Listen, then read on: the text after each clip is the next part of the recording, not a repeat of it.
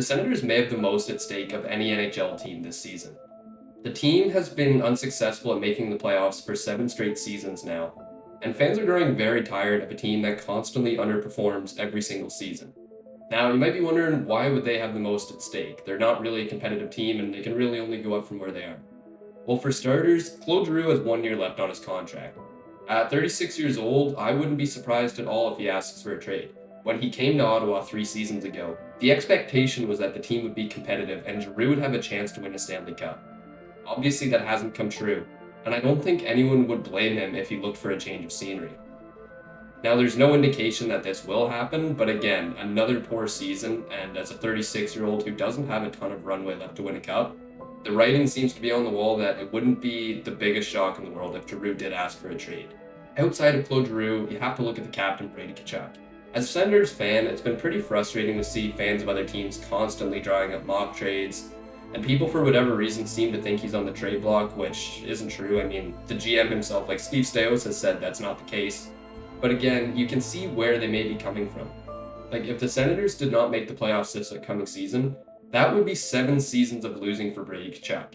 He has 4 more years on his deal at $8.2 million, and as the captain of the team, he's looked at to get them back into competing. But you would have to think that after watching his brother lift the Stanley Cup, and the team being unsuccessful again, like, it wouldn't be the biggest shock either if he begins to look for a change of scenery. Tkachuk, among others, have talked about how frustrating it is to constantly be underperforming. And if he looked for a trade to a team like Florida, where his brother is, it would be a pretty good situation for him. Again, that is the worst case scenario for Senators fans. You're not going to win a Brady Tkachuk trade, but if the team can't win next season, we might start having that conversation a little more realistically. And then there's one of the newest acquisitions for the Senators, Linus Ullmark. Sens just traded pick number 25 along with some spare parts and, of course, dumping Korpisalo for the goaltender. But he's expected to be their starter and he's expected to give them great results this upcoming season. That being said, Ullmark doesn't have an extension. He has 1 year remaining on his contract that pays him $5 million. And again, if the team is unsuccessful, they could look to flip him at the deadline, or even worse, he could walk as a UFA and then you're left with nothing once again. It just adds to everything this team has at stake, and there's a lot of players that could realistically want out. And honestly, you couldn't blame them. There's also the other core pieces like Thomas Chabot and Drake Batherson, who have been here for a long time on a losing team. Again, they have a lot more term left on their deals, and they wouldn't be able to command as much as someone like Brady Tkachuk. But there is still the risk that they may want out, especially Chabot, who is the longest tenured Senator to this point. And again, he hasn't played a single playoff game in his entire career. Now, one reason why this scenario would be just brutal for the Senators is that their prospect cupboards are terrible, especially for a team that's been in the basement for as long as they have. You know, you shipped out first-round picks in the last few drafts for players like Jacob Chychrun and Alex DeBrincat, and while at the time those seemed like great moves, it really doesn't look good anymore. You trade DeBrincat a year later for pennies on the dollar, and then you get about a year and a half out of Jacob Chychrun, and you trade him for pennies on the dollar. I really like Nick Jensen, but again, it's not the value you gave up, which was a first and 2 second-round picks. Because of all this traded draft capital, the team's future doesn't look great outside of players on the roster currently. The top prospect in the system is Carter Yakimchuk, but after that it takes a huge drop-off. Tyler Klevin is almost certainly going to make the NHL team this year unless there's some surprise acquisition. And then after that, you have some solid pieces like Dorian Donovan, Stephen Halliday, Matt Sogard, and Ned. Like, there's some pieces there, but nothing near what there should be considering how long the team has missed the playoffs. For the Senators, an unfortunate truth is that it's already hard enough to attract players to play here. Now, that's going to improve, and it already has a little bit, but again, Ottawa still is not a premier destination, and when they're going after free agents, they either have to overpay or hope that it's a hometown sort of story. You look at Claude Giroux coming home, again, from the Ottawa area, it makes sense. But for the majority of free agents, especially if they're a high-quality player that has a lot of options, Ottawa's not going to be very high on that list, and they're likely going to choose to go elsewhere. Again, if you put a winning team on the ice, a lot of that is solved. Just look at Edmonton. Like, the attraction of playing with McDavid and being able to win a Stanley Cup, it attracts a lot of players, like Jeff Skinner this offseason. I'm not saying Ottawa has anyone of McDavid or Draisaitl's caliber that would attract players like that. But again, you put a winning team on the ice, you're going to attract some better free agents and at much more friendly contracts. Then there's the question, if they do fall off the wagon again and they start to tank, you still have to give up one of your 2025 or 2026 firsts for the Dadonov situation. Again, the penalty seems extreme for what the situation was, but nonetheless, unless something changes in the near future, one of those first round picks is going to have to go, and that completely disregards any reason to tank. If you move on from 2025, that means you're putting all your eggs in one basket for 2026, and I would be shocked if the Senators finished at the bottom of that draft, but you could be passing up on someone who's going to be a superstar in Gavin McKenna. Again, that would be horrible for Ottawa, and it would almost certainly mean they're entering into a long-term rebuild, and that's just something I don't think the fans could handle, and it would be a horrible situation. If some of the core wants to walk, a rebuild is just going to be brutal. We already talked about the prospect pool. It's not where it needs to be. They're giving up one of their next 2 firsts. It's not at all where you would like to be as a team who's been finishing in the basement for almost a decade now. Then you look at some of the players on the roster. There's a lot that are getting better with, Brady Tkachuk, Tim Stützle, you name it, a lot of the core pieces are improving. But guys like David Perron, Claude Giroux, and Nick Jensen aren't getting any younger. And these are all important pieces of the team, most notably Jensen and Giroux. Well, we don't really know with Jensen, but we expect he should be an important member of the team. Both of these guys are going to be integral to the team competing, and especially in the case with Giroux, he's going to be 37 this year. There's not a whole lot of runway left. It's just like we saw with Joe Pavelski. He was great for so long, and then all of a sudden this past season, he just slowed down a little too much and couldn't get it done anymore. Now, I'm not saying that's going to happen to Giroux within the next season or two, but again, it's not out of the question that it could. Again, probably the biggest reason, the fans just can't take another year of losing. The last time the Senators were in the playoffs was the 2016-2017 year, and if they miss again, that will be 8 straight years of missing the playoffs. That's not good for your market, and it's not good for growing your fan base, especially when you're surrounded by 2 of the biggest markets in hockey with Montreal Canadiens and Toronto Maple Leafs. The last time the Senators were in the playoffs, Austin Matthews was a rookie. That's how long it's been now. That's brutal. There's no way around it. Erik Karlsson, it was a great run for Ottawa. Don't get me wrong. But you can't go a decade between playoff appearances. And who's to say they make it this year? They're a fringe team, or at least they should be. But until they prove it, who really knows? Even if the core doesn't want out, it's been talked about by former NHL players, especially on the Spit and Chicklets podcast. You can't keep losing. That builds a loser mentality, and unfortunately, that's why a lot of teams struggle in these long-term rebuilds. For a lot of these core pieces, you're looking at 4, 5, 6, even 7 years of constantly losing and constantly being out of it by November, December. That's not good. A team needs to know how to win, and they need winning habits. Because if you lose for too long, you start building these losing habits, it's going to be hard to make the playoffs, let alone ever win a Stanley Cup, which should be the team's goal, of course. Travis Green should hopefully get some more out of the players, but if he doesn't, you can only change the coach so often before you need to start making massive changes. Now, Jacob Chychrun was shipped out along with a bunch of other players, but if that doesn't work, you need to start really looking at the core of this team. Again, I think Jake Sanderson, Tim Stützle, and Brady Tkachuk are safe, but after that, if the team remains unsuccessful, you really need to start looking at trading almost everybody else. I can almost guarantee that you're going to get pennies on the dollar if you do end up trading Linus Ullmark at the deadline.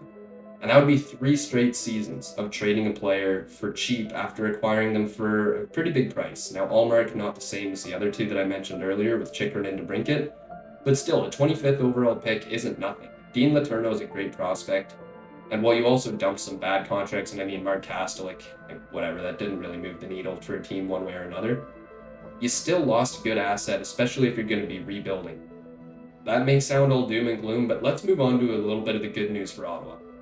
For the first time in a couple seasons, there's no expectations for this team. A big problem that fans, and I'm guilty of this myself, were making is that people expected Ottawa to be almost a lock for the playoffs, especially the season when Alex DeBrincat and Claude Giroux first brought in. Everyone was talking about how ridiculously good Ottawa was going to be, and I'm talking about fans, of course. We grossly exaggerated the success of this team. This year is not the same, and it's even different for the fan base itself. There's almost nobody saying we're going to be a playoff lock. In fact, I'd say this is arguably the most pessimistic fans have been in the last 3 seasons, and the biggest surprise with that is it's probably the most balanced roster the team has put out. Then there's also the addition of the veterans in the locker room. Like, you look at the new acquisitions, Claude Giroux's been there, of course, but you add Nick Jensen, who's 33 years old, David Perron, who's 36, and even someone like Michael Amadio and Noah Gregor.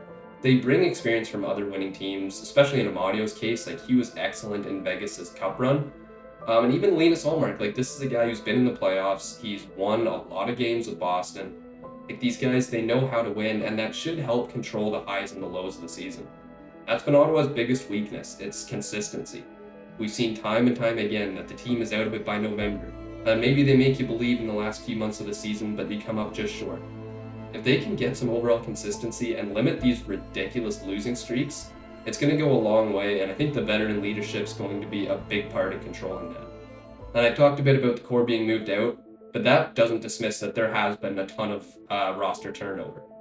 So if we're talking about players that have come in this year, we have Linus Ullmark, David Perron, Michael Amadio, Nick Jensen, and Noah Gregor.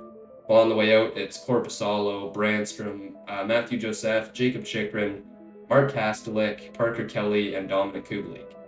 Again, there's a few others in there, like Boris Kachuk played some games with the Senators at the deadline, but those are the main pieces on the way out. And if you look at that just from an objective standpoint, the team should be getting a lot better. Again, you need to see how the bottom six is going to work out, and there's going to be some guys coming up for Belleville.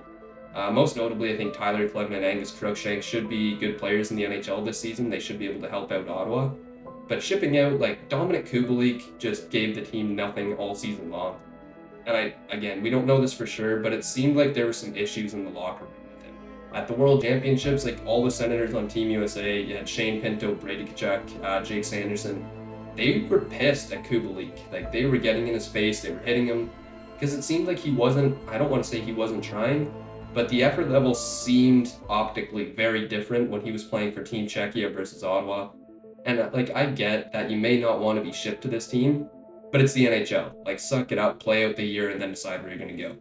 I don't even think he's going to get a contract now, so he may have shot himself in the foot from ever playing in the NHL again. Again, you also have to hope for some internal progression from the young players. Like, you have Shane Pinto and Ridley Gregg, who are still establishing what they're going to be at the NHL level. But even the core pieces, like Drake Batherson, should continue to get better, especially as he recovers from his ankle injury. Brady Tkachuk, hopefully he takes another step forward. Tim Stützle, even if he gets back to his 90-point pace, like, that should be a win for the team. On the back end, you have Jake Sanderson. He's going to get better. He's an absolute stud, just should continue to improve for this team.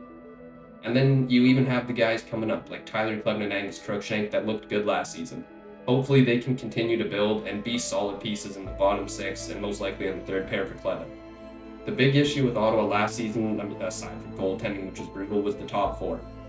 You had Jacob Chikrin, Thomas Chabot, Arden Zub, and Jake Sanderson, and that all looked great on paper, but it really didn't work.